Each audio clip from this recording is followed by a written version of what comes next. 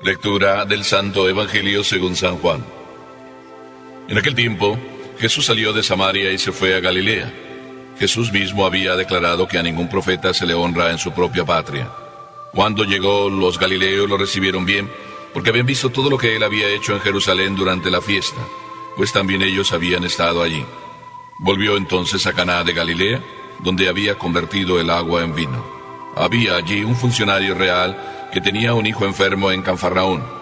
Al oír que Jesús había venido de Judea a Galilea, fue a verlo y le rogó que fuera a curar a su hijo, que se estaba muriendo. Jesús le dijo: si no ven ustedes señales y prodigios, no creen. Pero el funcionario del rey insistió: Señor, ven antes de que mi muchachito muera. Jesús le contestó: vete, tu hijo ya está sano. Aquel hombre creyó en la palabra de Jesús y se puso en camino. Cuando iba llegando, sus criados le salieron al encuentro para decirle que su hijo ya estaba sano. Él les preguntó a qué hora había empezado la mejoría. Le contestaron: ayer a la 1:00 p.m. se le quitó la fiebre. El padre reconoció que a esa misma hora Jesús le había dicho: tu hijo ya está sano, y creyó con todos los de su casa. Esta fue la segunda señal milagrosa que hizo Jesús al volver de Judea a Galilea. Palabra del Señor.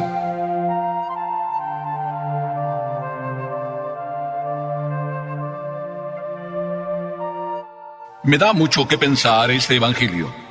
Estaba buscando un título y la verdad no sabía qué título ponerle. Bueno, ustedes saben que a los evangelios se le pueden poner muchos títulos, depende el ángulo de donde se quiera mirar. En este caso, pues se trata de este milagro. Yo lo llamaría el milagro de la 1:00 p.m. Porque estamos en Galilea. Jesús viene de Samaria y se dirige a Galilea y se establece ahí no sabemos cuánto tiempo. Y si nos ponemos a recordar el Evangelio, y precisamente también en boca de San Juan, del evangelista San Juan, él nos narra otro milagro ocurrido también en Galilea, y para más, ocurrido en Caná de Galilea. El Evangelio, cuando nos habla de Caná de Galilea, ya ustedes estarán pensando que se trata de las bodas de Caná. Se trata de ese milagro donde Jesús empezó su ministerio y casi como obligado por la Virgen, pues hizo ese milagro. Pero si nos ponemos a comparar los dos milagros, el de hoy y el de antes, el de Caná de Galilea, el famoso milagro de las bodas de Caná, hay mucha diferencia. Porque en el milagro de las bodas de Caná, resulta que quien, vamos a decir, es la Virgen la que obliga a Jesús a que haga ese milagro. Y le dice así muy sencillamente: no tienen vino. ¿Ya ven cómo son las mamás? Sugieren, echan una miradita, ponen la cara de ternura. No sabemos cómo María se haya comportado en gestos y señales hacia su hijo. El caso es que le dijo: no tienen vino. En este caso, quien viene es un funcionario. Un funcionario, es decir, una persona pública, una persona que tiene importancia, una persona que es conocida, y viene y le dice: mi hijo está enfermo, me gustaría que vinieras a curarlo. También el Evangelio nos cuenta, con respecto a las bodas de Caná, que nadie como que se dio cuenta del milagro porque fue todo calladito. Solamente uno se dio cuenta, el que estaba encargado de la boda, de que todo funcionara muy bien. Y se dio perfectamente cuenta porque distinguió que el vino ya no era igual que el que estaban sirviendo antes, que era un vino mejor. Y fue a reclamarle al novio y a decirle: oye, ¿qué pasó? ¿Tú dijiste algo? Pues normalmente en las bodas siempre se hace que el vino mejor sea al inicio para que todo el mundo quede con buen sabor. Aquí, en este otro evangelio, resulta que quien se da cuenta del milagro, no uno solo, sino toda la familia del funcionario. También resulta que en las bodas de Caná, aquello fue el inicio. Entonces dice el Evangelio que los apóstoles empezaron a creer en Jesús. En este caso, simplemente, los que se dan cuenta, la familia. Dice el Evangelio que todos creyeron. ¿Por qué creyeron? Aquí está la pregunta de hoy. Porque el milagro aconteció a la 1:00 p.m.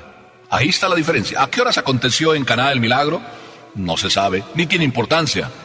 Porque lo importante entonces era salir del apuro, y María supo, como siempre sabe hacer María, sacar del apuro a aquellos parientes. Pero no tiene importancia en aquel evangelio a qué hora fue el milagro. Y en este evangelio sí es importante que fue a la 1 de la tarde. Así de que caminemos primero empezando porque el primer personaje de este evangelio es el funcionario. Y dice el evangelio que el funcionario se dio cuenta que había llegado Jesús. El funcionario no era de Caná. El funcionario era de Cafarnaúm. Cuando Jesús se presentaba, siempre enseguida se rumoreaba, se chismeaba y todo el mundo se enteraba dónde andaba. Así es de que quien de verdad quería buscarlo, pues sabía dónde buscarlo. No importaba si estuviera muy lejos y quería buscarlo. Y este funcionario, siendo de Cafarnaúm, decidió ir a buscar a Jesús. Cuando ustedes que están aquí sentados verdaderamente se sienten necesitados y vienen aquí, ¿por qué es? ¿Porque su mamá les dijo que cuando tuvieran una necesidad acudieran a Papá Dios? ¿O les nace del corazón llenarse de Jesús? Miren que el funcionario tenía bajo su mando muchas otras personas. Y este funcionario decidió venir en primera persona. Pudo haber mandado un siervo, mandarlo con presentes, mandarlo con oro, para decirle a Jesús, te ruego que vengas, mira que mi hijo está enfermo. No. Decidió él ir en primera persona.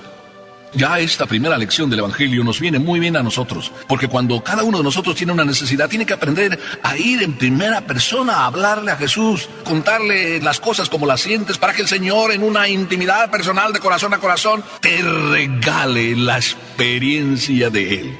Muchas veces no hacemos la experiencia de Jesús, porque andamos buscando enviar intermediarios. Como que decimos, es que yo no merezco estar con Él. Bueno, pues dime, ¿quién merece estar con Jesús y quién merece estar con Dios? Nadie de nosotros merecemos, somos unos inútiles, unos pecadores. Por méritos no es que debemos estar delante de Él, ni andamos buscando estar delante de Él. No hemos hecho ningún mérito. Pero si tienes un corazón humilde, sabrás ir personalmente ante Jesús y hacer la experiencia de Jesús. Hacer la experiencia de Jesús y de su presencia es empezarle a amar, a hacer el contacto y la relación tan personal que ya no quieres que otro vaya por ti ni te haga los favores. Y Jesús se encuentra con este funcionario, mientras él está rogándole que fuera a curar a su hijo, que se estaba muriendo. Jesús le da una de sus respuestas típicas, que parecen hasta groseras. Algunos llegan a decir que Jesús es grosero. Bueno, que digan lo que quieran. A mí nunca me ha parecido que Jesús sea grosero. Si a ti te ha parecido, entonces escucha bien estas palabras. Si no ven ustedes señales y prodigios, no creen. ¿Te acuerdas la respuesta que le dio Jesús también a María? Cuando María le dice, ¿no tienen vino? Una miradita, una sugerencia de María, una íntima persuasión. Quería entonces decirle a Jesús, oye, si me amas, a mí que soy tu madre, hazles este milagro. Y Jesús le da una respuesta grosera. Algunos también han dicho que es una respuesta grosera. Mujer, ¿qué nos va a ti y a mí? Es decir, hemos venido aquí de visita, no hemos venido aquí a solucionar los problemas de nuestros parientes. Hemos venido como huéspedes, no como protagonistas. María acepta la respuesta de Jesús. Simplemente actúa. Traigan las tinajas. Eso era en aquel otro milagro. En este milagro, simplemente el funcionario, al oír las palabras, si no ven ustedes señales y prodigios, ¿no creen? Él continúa en su insistencia. Bueno, mira, yo creo que a Jesús le pasa lo mismo que le pasaría a cualquier buen padre. Es que Jesús a veces ve que nosotros nada más pedir milagros y que Dios nos solucione todo y no poner nada de nuestra parte. No, hijo mío, como dice el refrán, a Dios rogando y con el mazo dando. Es decir, si Dios pone su parte y le pedimos que ponga su parte, Dios te pide a ti que pongas tu parte. Y pasamos otra vez a esta respuesta que el funcionario da, maravillosa, ni siquiera se inmuta porque Jesús le dice algo, ni siquiera toma como ofensa lo que Jesús le dice, simplemente su hijo, claro, está enfermo. Mira qué maravilloso, mira, sí, escucha. El funcionario dice algo que me enternece y seguramente a ti te enternece también. Señor, ven, antes de que mi muchachito muera. Aquellas palabras que igual que me suenan a mí en el corazón, le debieron sonar a Jesús como una puñalada, porque cuando la persona se humilla, cuando la persona es íntima, cuando la persona verdaderamente cree, llega a tocar el corazón de Dios. La humildad, la insistencia, la constancia logra tocar el corazón de Dios. ¿Y tú crees que Jesús se hizo esperar? No, es que Dios no se hace esperar cuando uno es humilde y cuando uno pide sencillamente y cuando uno pone de su parte lo que tiene que poner. Y Dios y Jesús enseguida se vuelca y da la respuesta: vete, tu hijo ya está sano. Y aquel hombre ni siquiera dudó, creyó en la palabra de Jesús. Y si antes le había dicho a Jesús: oye, ven, baja conmigo, ven a Cafarnaún a curar a mi hijo, ahora ni siquiera le insiste: ven, baja conmigo. Simplemente le bastaron las palabras que Jesús le dijo: vete, tu hijo ya está sano. Él solo escuchaba las palabras de Jesús, que con tanta amabilidad, con tanto cariño, con tanto amor le respondía, porque así es Jesús siempre con nosotros cuando humildemente le pedimos. Tú y yo así tenemos que ser, humildes, sencillos cuando pedimos: Señor, si quieres, si es tu voluntad. Tú le dices a Papá Dios: ven, Señor, a mi alma, a mi corazón, antes de que muera. ¿Cuántas veces estás a punto de pecar? Tú le dices antes: ven, Señor, fortaléceme antes de que muera. Qué hermoso este tiempo de Cuaresma para decirle a Jesús: ven, Señor, antes de que termine muriendo del todo, para que entonces la Pascua me encuentre vivo. Aquel hombre creyó en la palabra de Jesús. Entonces se regresó a Cafarnaún. El Evangelio, como todas las cosas buenas, nos cuenta que todavía no llegaba a Cafarnaún. Entonces sí le salieron los criados. Era un funcionario, tenía a su cargo a muchas personas. Y le dijeron: ya está sano tu hijo. Cuando el Señor te dice: tu hijo ya está sano, tus problemas ya se solucionarán, y tú, así con toda la fe como este funcionario, crees y entonces empiezas una vida nueva, o sigues quejándote. En la vida muchas veces le pedimos a Dios favores, pero seguimos quejándonos. Y es que aunque le pedimos favores, no estamos poniendo de nuestra parte nuestra fe, nuestra confianza, la seguridad plena en las palabras de Jesús, que nos dice: vete, hijo mío, vive tranquilo ya, estás sano. El padre hizo una pregunta: ¿a qué hora empezó la mejoría? Y aquí está el milagro de la 1 de la tarde. Qué preciso es el comentario, porque tan evidente fue la curación que lo primero era ver a qué hora sucedió, y aquello se les quedó grabado. Era a la 1 de la tarde. Los criados tenían milimetrado el tiempo: a la 1 de la tarde. Cuando Papá Dios hace las cosas, las hace cuando Él tiene planeado. Hora fija, lugar concreto, a personas concretas. Para el funcionario no era importante la 1 de la tarde, ni tampoco si Jesús le iba a hacer el milagro o no. Él tenía fe. A él no le bastaba tener a Jesús presente y que ahí en la presencia de Jesús el milagro sucediera. Él creyó sin ver.